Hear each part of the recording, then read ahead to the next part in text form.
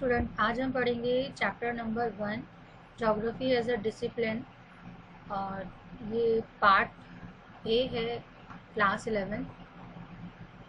और इसमें आज जो हमारा टॉपिक होगा वो है branches of geography based on systematic approach, कि कौन कौन सी ब्रांचेस हैं ज्योग्राफी की सिस्टमेटिक अप्रोच के अकॉर्डिंग।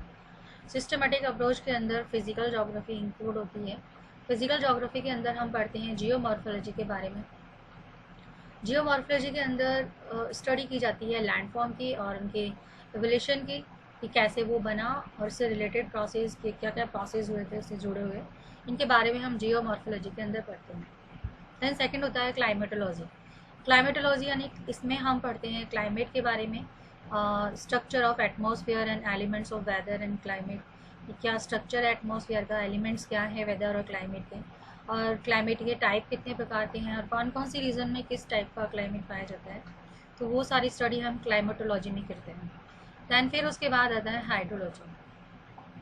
हाइड्रोलॉजी के अंदर हम लोग स्टडी करते हैं रिलियम्स ऑफ वाटर की over the surface of the earth, including जिसमें ocean, lakes, rivers and other water bodies include होती हैं, and its effect on different life forms, और इसका इफेक्ट अलग अलग लाइफ फॉर्म पर क्या पड़ता है, जिसमें ह्यूमन बीइंग भी इंक्लूड है और उसकी एक्टिविटीज़।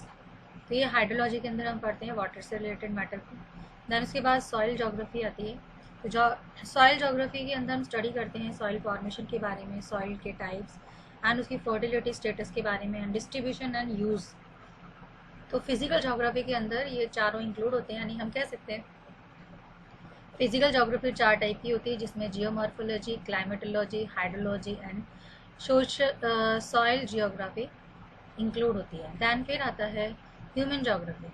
ह्यूमन जोग्राफी को भी डिस्ट्रीब्यूट किया गया है 4 पार्ट्स के अंदर, और इसमें आता है आपका social and cultural geography, population and settlement geography, economic geography and historical geography. तो सबसे पहले ह्यूमन जोग्राफी है, तो इसमें हम ह्यूमन से रिलेटेड मैटर को पढ़ते हैं। तो ह्यूमन के द्वारा क्रिएट किया हुआ समाज, इसमें हम सोशल एंड कल्चरल जोग्राफी, जिसे हम सोशल और कल्चरल जोग्राफी के अंदर पढ़ते हैं।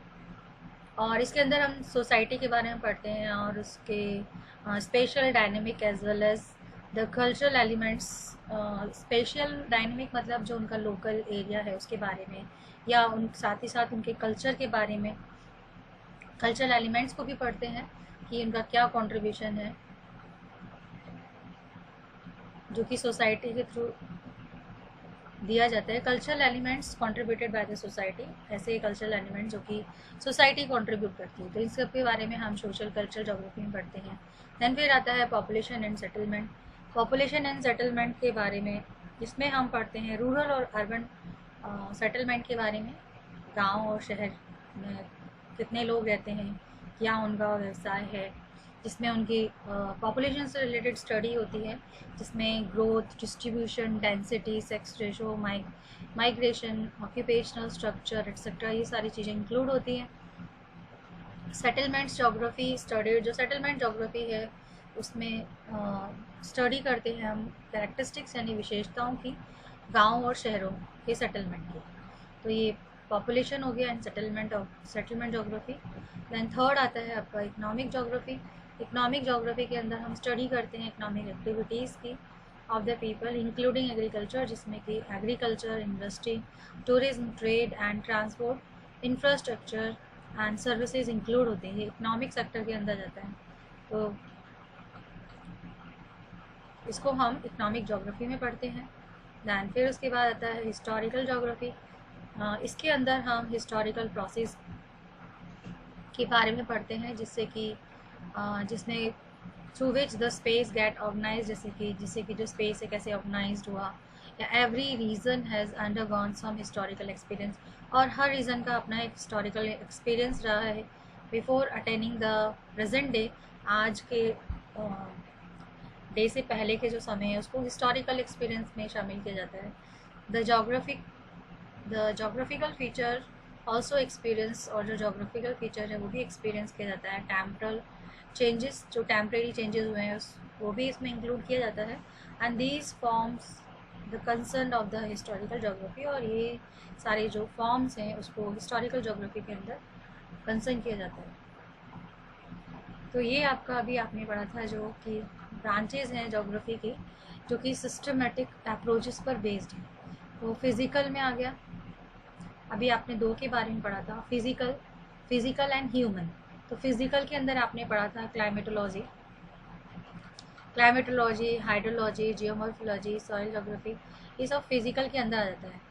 और उसके बाद नेक्स्ट जो आपने ह्यूमन पढ़ा था, तो ह्यूमन के अंदर social, culture, population and settlement and economic और हिस्टोरिकल एंड पॉलिटिकल भी इसमें इंक्लूड हो जाता है। और पॉपुलेशन सेटलमेंट भी टू टाइप्स के होते हैं, एक रूरल एंड अर्बन होता है। और इकोनॉमिक जो ज्योग्राफी है इसके अंदर एग्रीकल्चर, इंडस्ट्रीज, टूरिज्म, इसको डिवाइड किया गया है 6 पार्ट के अंदर, जिसमें agriculture, industrial, tourism, trade and transport, infrastructure and service को इंक्लूड किया गया है। तो ये तो इकोनॉमिक सेक्टर का हो गया। फिर अगर हम पढ़ते हैं इंटरफेस बायोजोग्राफी, तो ये इसको 4 टाइप्स में डिवाइड किया गया है। एक है आपका इकोलॉजी, प्लांट जोग्राफी एंड जू geography and environmental geography.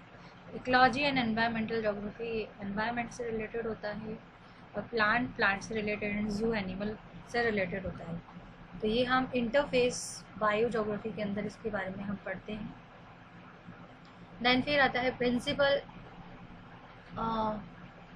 Principal या फिलॉसफी हम बोल सकते हैं। तो ये जो उसको डिवाइड किया गया है 2 पार्ट्स के अंदर, एक तरफ तो जोग्राफिकल थॉट्स आ जाते हैं, दूसरा human ecology, land and interaction, human interaction आ जाता है। तो ये ह्यूमन इकोलॉजी में इसको शामिल किया जाता है। दैन मेथड एंड टेक्निक्स के अंदर इसको डिवाइड किया गया है 4 टाइप्स के अंदर। फर्स्ट है आपका कार्टोग्राफी, दूसरा है क्वांटिटेटिव टेक्निक, तीसरा है आपका फील्ड सर्वे, और चौथा है आपका जियो इन्फॉर्मेटिक को भी डिवाइड किया गया 3 टाइप्स के अंदर, GIS, GPS एंड LIS, जिससे कि इंफॉर्मेशन से रिलेटेड हैं ये तो था branches of geography based on systematic approach. तो अभी हम ह्यूमन ज्योग्राफी के बारे में पढ़ रहे थे, इसमें इसका 5th पार्ट भी है, और पॉलिटिकल ज्योग्राफी जिसे कहते हैं, और इसके अंदर हम look at the space from the angle of political event, और इसमें हम पॉलिटिकल इवेंट्स को देखते हैं एंड स्टडीज़ और उसके बारे में पढ़ाई करते हैं, उनकी बाउंड्रीज़ के बारे में, space, relation between the neighbouring and political unit, जो पास की पॉलिटिकल यूनिट है उनके साथ उनका रिलेशन, उसके बारे में स्टडी करते हैं। एंड डिलिमिटेशन कॉन्स्टिट्यूएंसीज, और जो उनकी जो डिलिमिटेशन है उसके बारे में स्टडी करते हैं कॉन्स्टिट्यूएंसीज की। एंड इलेक्शन सिनेरियो, और जब इलेक्शन क्या सीनरी होती है इलेक्शन की, उसके बारे में स्टडी होती है। And develop theoretical framework to understand, और साथ में हम लोग थियोटिकल फ्रेमवर्क डेवलप करते हैं जिससे कि हम पॉलिटिकल बिहेवियर्स जो हैं पॉपुलेशन को उसको समझ सकते हैं। तो ये पॉलिटिकल ज्योग्राफी के अंदर इन सब चीज़ों की स्टडी होती है। दैन फिर बायो ज्योग्राफी अभी हमने इसमें चार्ट में समझाया था, वही चीज़ है इसमें कि बायो ज्योग्राफी को इसके अंदर हम जो भी फिज़िकल ज्योग्राफी और ह्यूमन ज्योग्राफी इनके बीच का जो इंटरफेस होता है उसके बारे में हम पढ़ाई करते हैं। And has led to development, और इससे डेवलपमेंट होता है बायो ज्योग्राफी का। इसके अंदर इंक्लूड होते हैं प्लांट ज्योग्राफी, जिसमें हम अलग अलग टाइप्स के या लोकल पैटर्न के जो नेचुरल वेजिटेशंस हैं उनके हैबिटेट्स उनके बारे में स्टडी करते हैं। जू जोग्राफी के अंदर हम स्पेशल पैटर्न यहाँ पे स्पेशल मतलब होता है लोकल, तो local pattern and geographic characters को पढ़ते हैं एनिमल्स के एंड देयर हैबिट्स की। लोकल एरियाज में कौन कौन से एनिमल्स रहते हैं, किस किस एरिया में कौन से एनिमल रहते हैं, और क्या उनकी हैबिटेट्स हैं, कहाँ रहते हैं, और क्या उनकी विशेषताएं हैं, इन सब के बारे में हम जू जोग्राफी के अंदर पढ़ते हैं। देन फिर आता है इकोलॉजी एंड इकोसिस्टम। इसमें साइंटिफिक स्टडी की जाती है habitats of characteristics of species, अलग अलग प्रकार की जो प्रजातियां हैं उनके हैबिटेट्स के बारे में स्टडी होती है साइंटिफिक तरीके से। देन एनवायरमेंटल ज्योग्राफी, इसमें हम पूरे वर्ल्ड को कंसर्न करते हैं और उसमें जो रियलाइजेशन करते हैं एनवायरमेंटल प्रॉब्लम्स का, जैसे कि लैंड ग्रेडेशन है, या लैंड डिग्रेडेशन भी हम बोल सकते हैं, pollution and concern for the conservation has resulted in the introduction, और ये सब रिजल्ट है इंट्रोडक्शन ऑफ न्यू ब्रांच का इन जोग्राफी।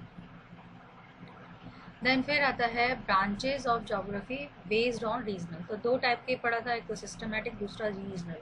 सिस्टमेटिक में आप अभी पढ़ के आ रहे हैं, रीजनल के अंदर हम पढ़ेंगे कि क्या क्या चीज़ें इंक्लूड होती हैं। रीजनल मतलब किसी रीजन से बिलोंग करता है, तो इसमें किसी पर्टिकुलर रीजन से रिलेटेड हम स्टडी करते हैं। और सिस्टमेटिक में हम सारे वर्ल्ड को इंक्लूड कर लेते हैं, उसमें हर चीज़ इंक्लूड हो जाती है, हर वर्ल्ड की।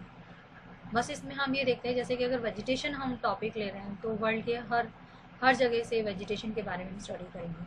लेकिन रीजनल अप्रोच के अंदर हम पर्टिकुलर रीजन्स लेकर और उसके बारे में पूरी स्टडी करेंगे कि वहाँ पर कौन सी वेजिटेशन है, वाइल्ड लाइफ है, कैसा इकोसिस्टम है, पॉपुलेशन कैसी है, वो किसी पर्टिकुलर रीजन से रिलेटेड होगा। तो रीजनल स्टडी या एरिया स्टडी, इसमें हम कंप्राइजिंग करते हैं मैक्रो, मीसो एंड माइक्रो में।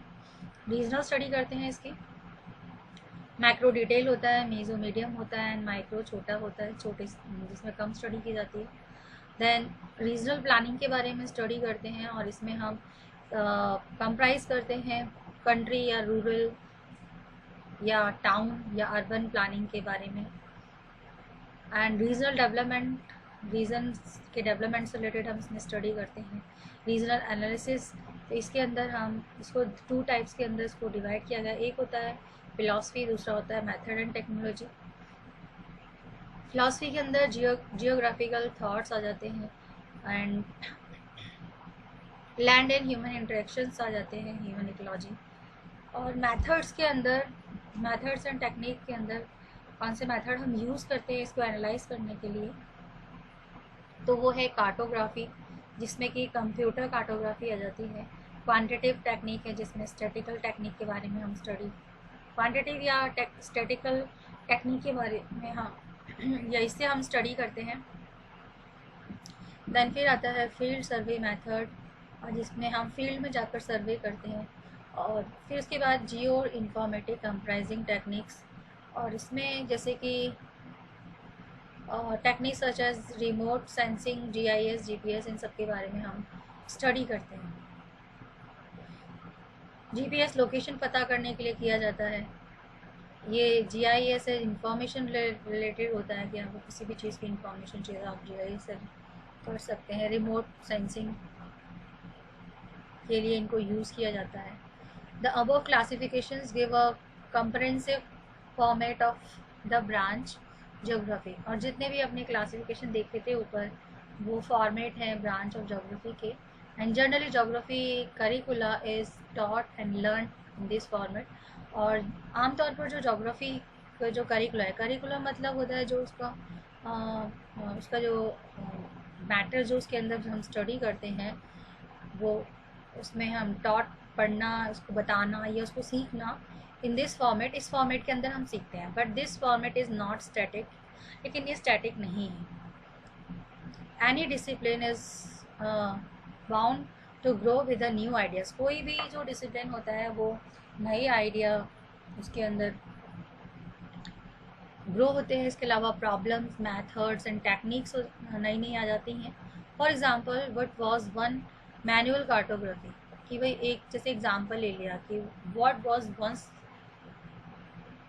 एक मैनुअल कार्टोग्राफी है, has now been transferred into computer cartography. जैसे पहले इंसान खुद बनाता था कार्टोग्राफी, अब वो सिस्टम चेंज हो गया है, अब नई नई टेक्निक आ गई, तो उससे अब ये जो सिस्टम है वो कंप्यूटर ने ले लिया है। तो कंप्यूटर जो मैनुअल कार्टोग्राफी है वो ट्रांसफॉर्म हो गया कंप्यूटर कार्टोग्राफी के अंदर। Technology has enabled scholars to handle large quantum of data, और जो टेक्नोलॉजी है उसने स्कॉलर को योग्य बना दिया है कि वो बहुत बड़ा जो डेटा है या बहुत ज़्यादा जो डेटा है उसको भी इकट्ठा करके रख सकता है, उसकी स्टडी कर सकता है।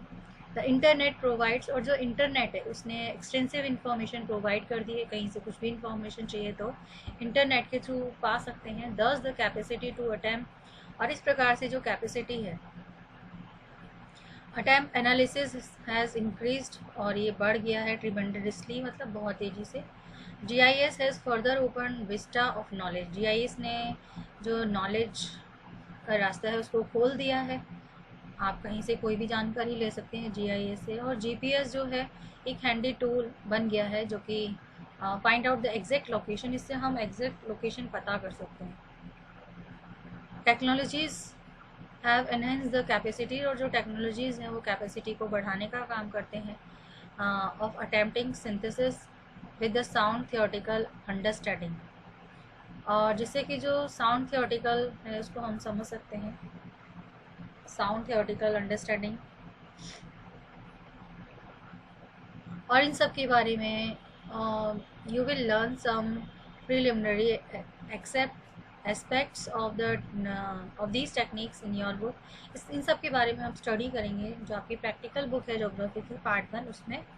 और you will continue improve upon your skill and learn about their application, और उनके बारे में आप पढ़ेंगे एप्लीकेशंस के बारे में, और अपने कंटिन्यू अपनी स्किल को इम्प्रूव करेंगे। फिर आता है आपका physical geography and it's importance. Physical geography और इसकी क्या इंपॉर्टेंस है इसके बारे में हम इसमें पढ़ेंगे कि फिजिकल ज्योग्राफी कैसे इंपॉर्टेंस है हमारे लिए, क्या इसकी इंपॉर्टेंस है। This chapter appear in this book, और ये जो चैप्टर है इस बुक के अंदर फंडामेंटल इन फिजिकल ज्योग्राफी के नाम से इसको टाइटल दिया गया है, या आपकी बुक का टाइटल है ये। The content of the book clearly reflect, और जो कंटेंट है बुक का वो क्लियरली रिफ्लेक्ट करता है इसके स्कोप को। एंड इट इज़ देयरफॉर, और उसी वजह से अप्रोप्रिएट नॉलेज मिल जाती है। Knowledge the importance of this branch, इस ब्रांच के इम्पोर्टेंस को शो करता है। तो ये branches of geography they the based on regional approach, जिसको आप पढ़ के आए हैं। रीजनल बेसिस पर रीजनल स्टडी एरिया आ गया, रीजनल स्टडीज़ एरिया स्टडी आ गया, रीजनल डेवलपमेंट आ गया, रीजनल एनालिसिस आ गया, एंड रीजनल प्लानिंग आ गया। रीजनल स्टडी को भी डिवाइड कर दिया 3 पार्ट्स के अंदर, macro regional study, meso regional study and micro regional study. Regional planning को भी 2 में बांट दिया, कंट्री एंड रूरल प्लानिंग हो गया, टाउन और अर्बन प्लानिंग हो गया। अब ये इसकी इम्पोर्टेंस बता रहा है कि फिजिकल ज्योग्राफी क्यों इम्पोर्टेंस है, क्या क्या चीज़ें इसमें इंक्लूड होती हैं। तो जो फिजिकल ज्योग्राफी है ये लिथोस्फीयर की स्टडी करता है। Include the study of lithosphere. Lithosphere के अंदर लैंडफॉर्म्स आ जाते हैं, ड्रेनेज, रिलीफ एंड फिजियोग्राफी आ जाती है। एटमोसफियर भी इंक्लूड है इसमें। एटमोसफियर के अंदर उसका composition, structure, element and control of weather and climate आ जाता है। इसके अलावा temperature, pressure, winds, precipitation, climatic types etcetera. Hydrosphere में ocean, seas and lakes and associated इससे जुड़े हुए जो फीचर्स हैं विद वाटर रिलियम्स। और बायोस्फीयर के अंदर लाइफ फॉर्म्स के बारे में हम स्टडी करते हैं, जिसमें human being and macro organisms and their sustaining mechanisms को दे रखा होता है। और इसके अंदर food chain, ecological parameters and ecological balance को भी स्टडी किया जाता है। सॉइल के बारे में हम इसमें स्टडी करते हैं, सॉइल कैसे बनती है, क्या प्रोसेस है। Pedogenesis and depend upon the parent rock, किस टाइप से पेरेंट्स रॉक्स पर डिपेंड होते हैं। Climate, biological activities and time, ये सारी चीज़ें इंक्लूड होती हैं। टाइम जो है वो प्रोवाइड करता है मेच्योरिटी सॉइल को and help in the development of soil profile, और साथ में मदद करता है सॉइल प्रोफाइल को डेवलप होने में। Each element is important for human being, और हर जो एलिमेंट है वो ह्यूमन बींग के लिए इम्पॉर्टेंट है। Land forms provide the base on which human activities are located, और जो लैंड फॉर्म है वो बेस प्रोवाइड करता है ह्यूमन एक्टिविटीज़ को। And the plain are utilised for agriculture, और जो प्लेन्स हैं वो एग्रीकल्चर, मैदान जो हैं उसको यूज़ किया जाता है एग्रीकल्चर के लिए। एंड प्लेट्यूज प्रोवाइड, जो प्लेट्यूज हैं वो प्रोवाइड करते हैं forest and minerals. And mountains हैं वो प्रोवाइड करते हैं pasture, forest, tourist spot and are the source of the rivers providing water to low land को वाटर प्रोवाइड करने का काम करते हैं। इसके अलावा जो क्लाइमेट है इन्फ्लुएंस, वो प्रभाव डालते हैं हमारे घरों के प्रकार पर, or house types and clothing, हमारे कपड़ों पर, हमारी फूड हैबिट्स पर। The climate has profound effect on vegetations, और जो क्लाइमेट है वो इफेक्ट डालता है वेजिटेशन पर, क्रॉपिंग पैटर्न पर, livestock, farming and some industries etcetera. Human beings have develop technology, human being ने टेक्नोलॉजीज़ को डेवलप कर लिया है जिससे कि जो क्लाइमेटिक एलिमेंट्स हैं उनको मॉडिफाई किया जा सके in restricted space such as air conditioner. जैसे कि गर्मी ज़्यादा पड़ती है तो उसको मॉडिफाई करने के लिए एयर कंडीशनर बना लिया है या कूलर बना लिया है जिससे कि गर्मी वाली जगह पर भी वो आराम से रह सकता है। Temperature and precipitation ensure the density. Temperature और जो प्रेसिपिटेशन मीन्स होता है रेनफॉल, तो ये डेंसिटी ऑफ फॉरेस्ट को इंश्योर करती है। जहाँ पर टेम्परेचर और प्रेसिपिटेशन ज़्यादा होगा वहाँ पे फॉरेस्ट की डेंसिटी ज़्यादा पाई जाएगी, और जहाँ प्रेसिपिटेशन और टेम्परेचर कम होता है वह डेंसिटी ऑफ फॉरेस्ट कम पाई जाती है। And the quality of grassland, ये सब चीज़ें फॉर प्रेसिपिटेशन और टेम्परेचर पर डिपेंड होती है। In India monsoon rainfall, India के अंदर मानसून रेनफॉल है वो सेट करता है एग्रीकल्चर रिदम को कि कब कौन सी फसल लगेगी, समर में कौन सी लगेगी, विंटर में कौन सी लगेगी। तो ये मोशन में लाने का काम जो है वो मानसून रेनफॉल करती है। प्रेसिपिटेशन रिचार्ज द ग्राउंड, जो प्रेसिपिटेशन है वो ग्राउंड वाटर को रिचार्ज करता है। एक्वाफर्स मतलब जो ग्राउंड वाटर के अंदर जैसे नदी नाले वगैरह जो भी हैं उनको भरने का काम करता है। एंड लेटर प्रोवाइड्स वाटर, और उसके बाद ये वाटर प्रोवाइड करता है इरिगेशन के लिए एंड डोमेस्टिक यूज़ के लिए। वी स्टडी ओशियंस, और हम लोग ओशियंस के बारे में स्टडी करते हैं which are store house of resources, जो कि स्टोर हाउस है रिसोर्सेज का। Beside fish and other, fish और दूसरे जो सी फूड्स हैं oceans are rich in mineral resources.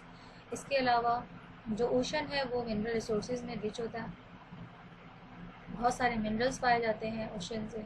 India has develop the technology for collecting manganese noodles, और जो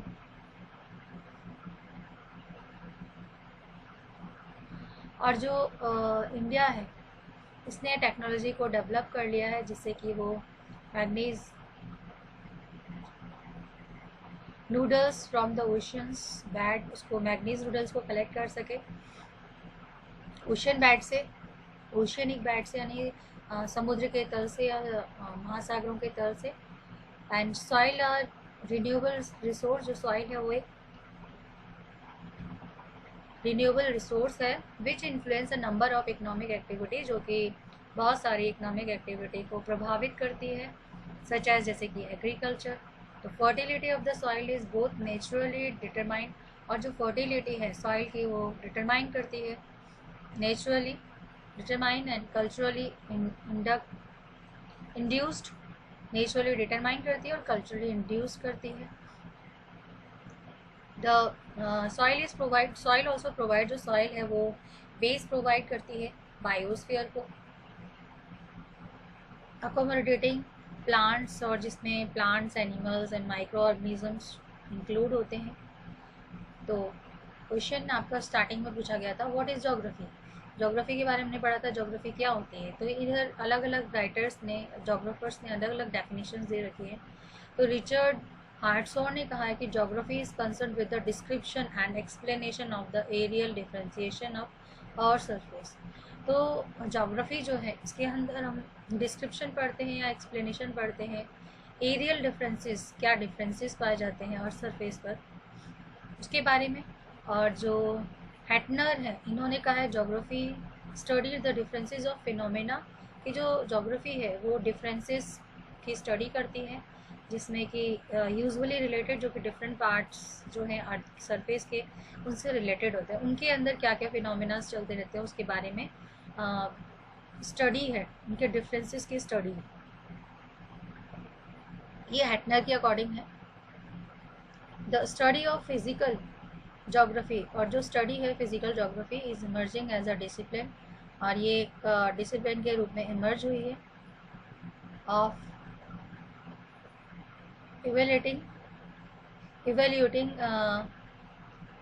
एंड मैनेजिंग नेचुरल रिसोर्सेज, और साथ में इवेल्यूएट करने का काम करती है और मैनेज करने का काम करती है।